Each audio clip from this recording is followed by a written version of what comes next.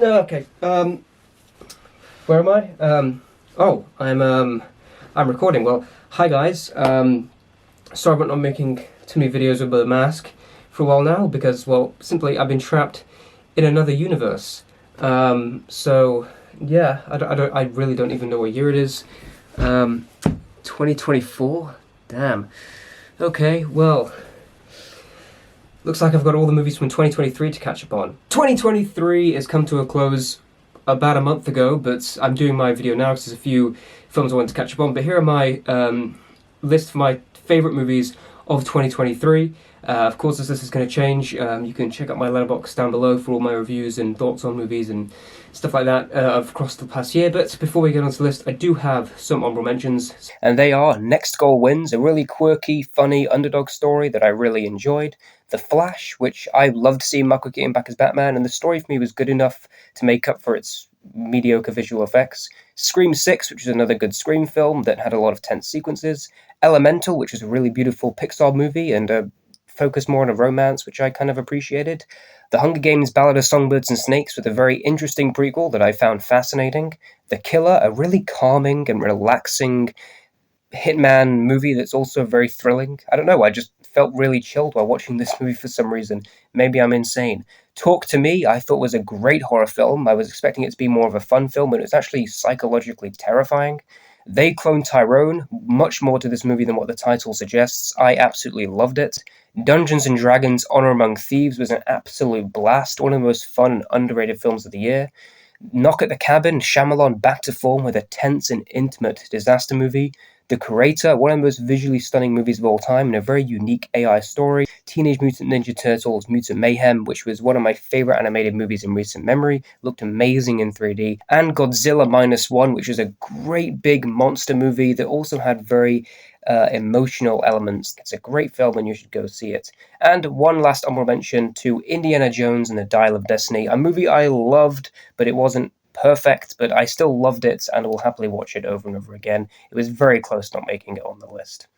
And coming in at number 10 is Poor Things.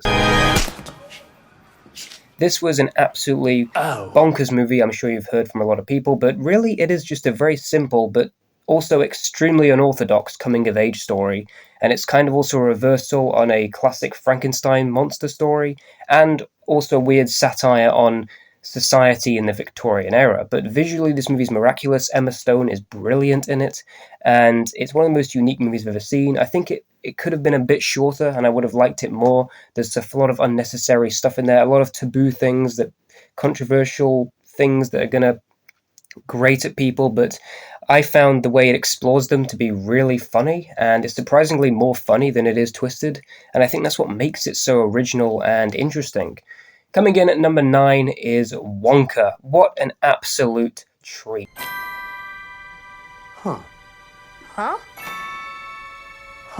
This movie was a delight from beginning to end. One of those movies that just makes you feel completely positive about yourself and your aspirations. And yeah, I thought Timothée Chalamet nailed it in the role. And yeah, Wonka was delightful. It really was. It's a pure feel-good film that I'll happily stick on at any time to liven my mood. It was pure imagination. Number 8, Beau is Afraid. Beau is Afraid is kind of my oddball choice for 2023. I thought the first 2 acts of this film, or the first sort of 2.5 hours of this movie, were absolutely brilliant. A brilliant display of living with anxiety and showing a surrealist way of, how he imagines these fears. Joaquin Phoenix was absolutely brilliant in this film, and Ari Aster brought such a weird and obscure direction that I've never really seen any movie take. It's honestly just one of the craziest films you'll ever see.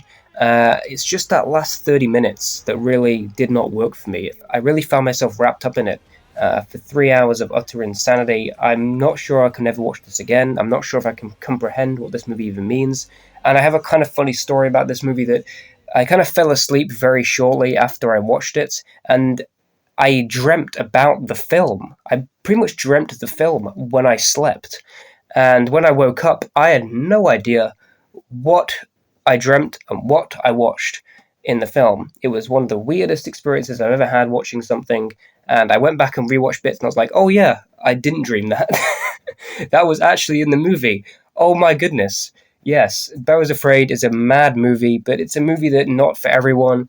And, you know, I don't know, some of it was for me and some of it wasn't, but I appreciated it and admired it and was completely taken aback by it. And that's the type of film I'm going to remember, definitely. Number 7, Killers of the Flower Moon. Martin Scorsese's epic isn't a film I'd mainly want to watch again, but I was absolutely harrowed by it for 3 hours and a half, and I never felt that runtime. I never felt that length. I found the film to be miraculously shot, absolutely gorgeous to look at, brilliant performances, and a really disturbing story, and great editing too. This is a masterful film. Number 6 is Mission Impossible Dead Reckoning.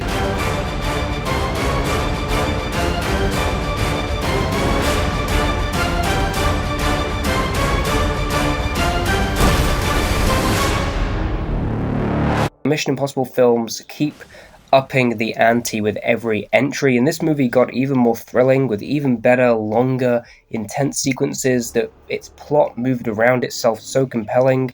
It had a really compelling villain, this entity that was just terrifying and very relatable to our fears in modern day. Every sequence, including the finale, a brilliant scene in an airport, absolutely gripping, but also extremely entertaining. And the Mission Impossible films are probably the greatest action franchise of all time, and this film continued to stay on that path. Coming in at number 5 is John Wick Chapter 4. What an absolute beast of an action film. Everything about this movie was stunning. Its cinematography, its stunt work. This and Mission Impossible Dead Reckoning were really on par in terms of the masterful action films we got this year, and the only reason John Wick 4 is above it is simply because it's a more complete film from beginning to end, and it does have a great conclusion to this franchise and this character that I thought was really powerful by the end. But the action sequences, the finale of this film, is probably the greatest hour of action to ever exist. It's exhausting, but my goodness, it's an experience. At number 4 is Barbie. Who expected a movie about Barbie to be this funny, creative, visually interesting, and somewhat kind of existential?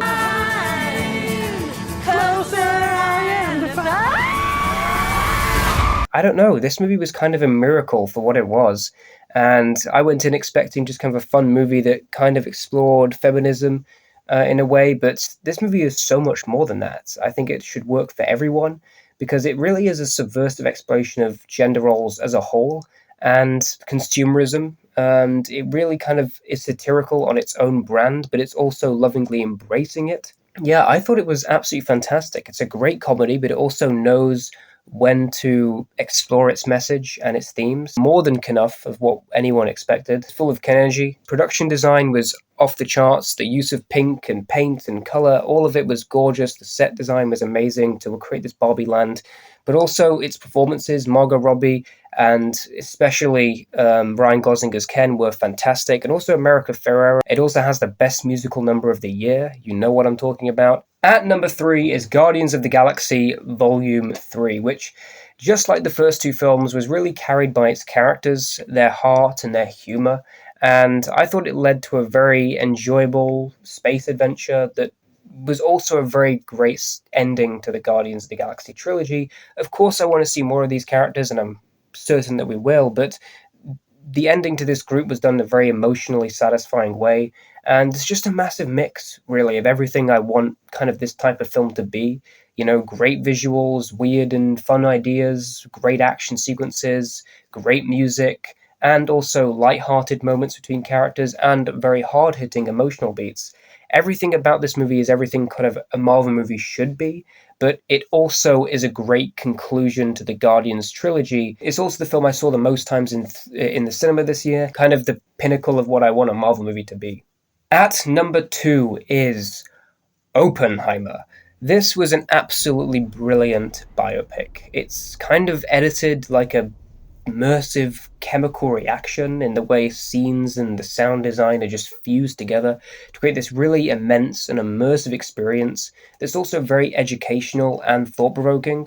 and it has miraculous performances. Nolan's direction is perfect in the way dialogue sequences are edited and stitched and intercut together to really make you understand everything. Just this fusion of the way scenes are just combined together is really engaging and really makes the information come to you at a pace that feels natural. One thing I really liked about this movie was it was very thought-provoking, but also it didn't push any message on you about the story itself. And that's something I really appreciate about the film. It's just all about giving you the story and giving you the information in the most compelling way possible.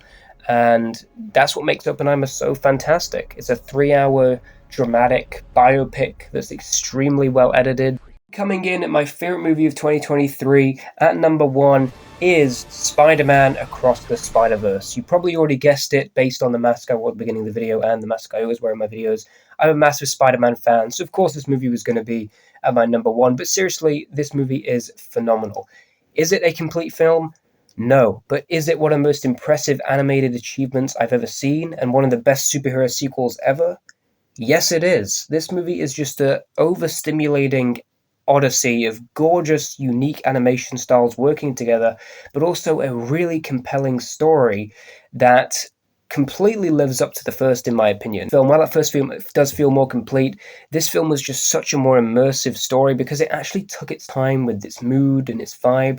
So then when it cracks off into its multiverse story, it feels so much more exciting and so much more weight behind it. It feels extremely long, extremely immersive. I thought I was in that cinema for about 10 hours, but by the end I was just begging for the next one to start. It's just a miraculous animated achievement. If you're a Spider-Man fan, this is just a great sort of introspective into all the characters and stories of Spider-Man and how they're all entwined together. And also kind of a meta sort of thing on how stories in a franchise or about a certain character are kind of the same and all the same pieces of story have to happen. They just went the extra mile in every single department. It's full of twists, surprises, but it also has so much emotion and a plethora of just style and just imagination. It's just a fantastic film, and it was my favorite movie of 2023. So they were my favorite movies of 2023. Make sure to let me know yours down below. And yeah, this was a good year for film, but I'm also going to be doing my favorite TV series of the year, so stay tuned for that. And yeah, that's all I have to say. Thank you for watching. Go make your lists and go, I don't know, go away, go watch some more movies. Go watch Barbie again for the 1,000,000th time.